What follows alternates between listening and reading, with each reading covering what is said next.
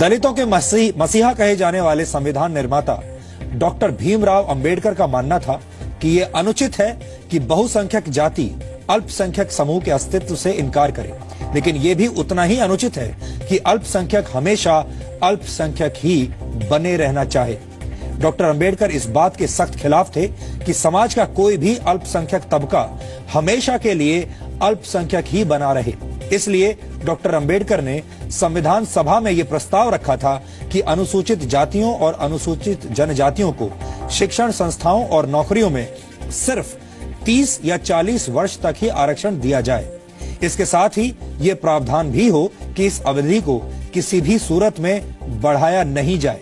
Doctor Ambedkar का विचार था कि अपना विकास करने के बाद उस विशेष समुदाय को बाकी समाज में घुल मिल जाना चाहिए और अपना विशेष दर्जा छोड़ देना चाहिए। हालांकि संविधान सभा ने उनकी बात न मानकर आरक्षण के लिए केवल 10 वर्ष की अवधि तय की थी और इसके साथ ही ये प्रावधान भी जोड़ दिया था कि जरूरत समझे जाने पर इस अवधि को बढ़ाया जा सकता है और इसका नतीजा आप सभी जानते हैं। आज संविधान लागू हुए 66 वर्ष होने के बाद भी आरक्षण व्यवस्था आज भी वैसे की वैसे ही लागू है। डॉक्टर अंबेडकर जाति पर आधारित आरक्षण को जाति व्यवस्था खत्म करने के लिए इस्तेमाल करना चाहते थे, उसे मजबूत करने के लिए नहीं। लेकिन स्वतंत्रता के बाद का इतिहास बताता है कि पिछले 66 वर्षों में जाति व्यवस्था टूटने की बजाय और ज्यादा मजबूत ही हुई है।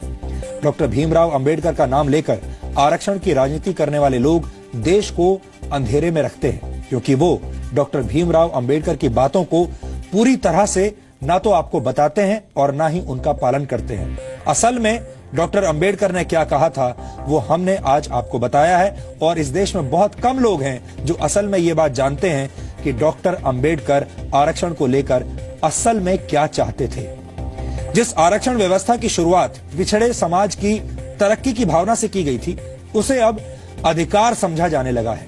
देश में आरक्षण के असर को महसूस करने के लिए आपको आज ये पता होना चाहिए कि सरकारी नौकरियों और शिक्षा संस्थाओं में पिछड़ी जातियों को 15%, पिछड़ी जनजातियों को 7.5% और अन्य पिछड़ा वर्ग यानी ओबीसीज को 27% के आरक्षण की सुविधा प्राप्त है।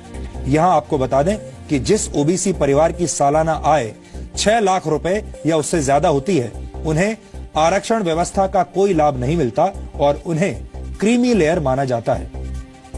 इसलिए बहुत सारे लोग जानबूझकर ये कोशिश करते हैं कि उनकी आय चाहे जितनी भी हो, लेकिन कहीं वो क्रीमी लेयर में ना आ जाए। कुल मिलाकर देश की शिक्षण संस्थाओं और सरकारी नौकरियों में 49.5% आरक्षण है। अब आपको ये भी समझना चाहिए कि आरक्षण व्यवस्था का हमारे देश में हमारे समाज पर कितना असर हुआ है।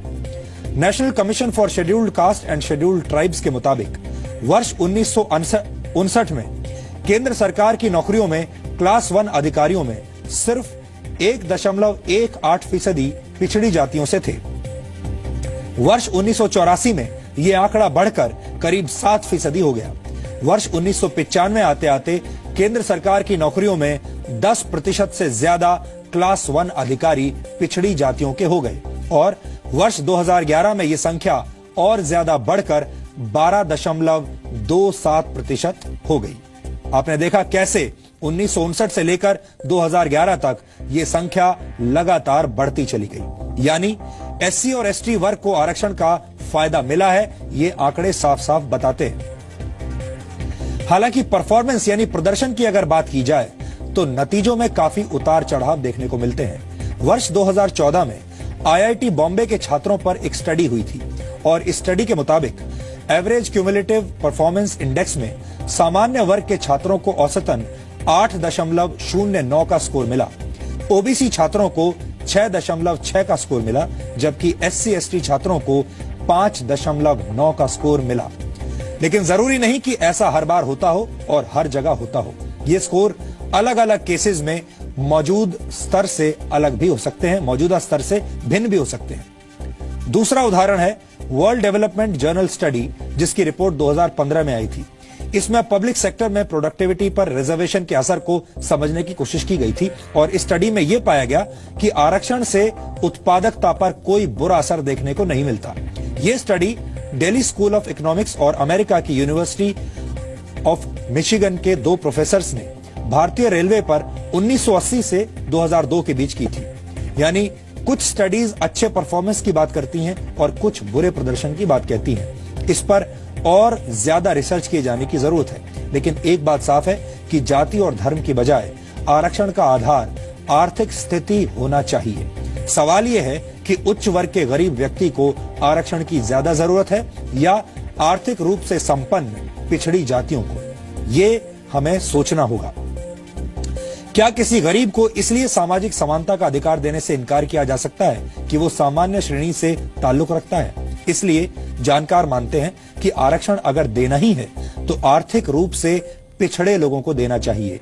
आरक्षण का दुरुपयोग देश के खिलाफ जाएगा और हमें लगता है कि आरक्षण जैसी व्यवस्थाएं आर्थिक रूप से पिछड़े हुए लोगों के लिए होनी चाहिए, क्योंकि गरीब गरीब ही होते हैं और गरीबी की ना तो कोई जाति होती है और ना कोई धर्म होता है।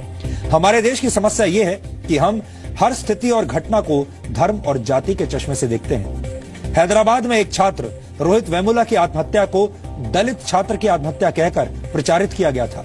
यह अपने आप में बहुत चुभने वाली बात है, क्योंकि अगर कोई घटना दलित छात्र के साथ होती है तो उसे अलग तरीके से देखा जाता है और सामान्य वर्ग के छात्र के साथ अगर कोई घटना होती है तो उसे एक अलग चश्मे से देखा जाता है। और उसके बाद मीडिया भी यह तय करता है कि कौन सी खबर हेडलाइन बनेगी और कौन सी खबर किसी अंदर के पेज में दब जाएगी। यानी आत्महत्या जैसी दुखद घटना का भी जाति के आधार पर बंटवारा कर दिया जाता है।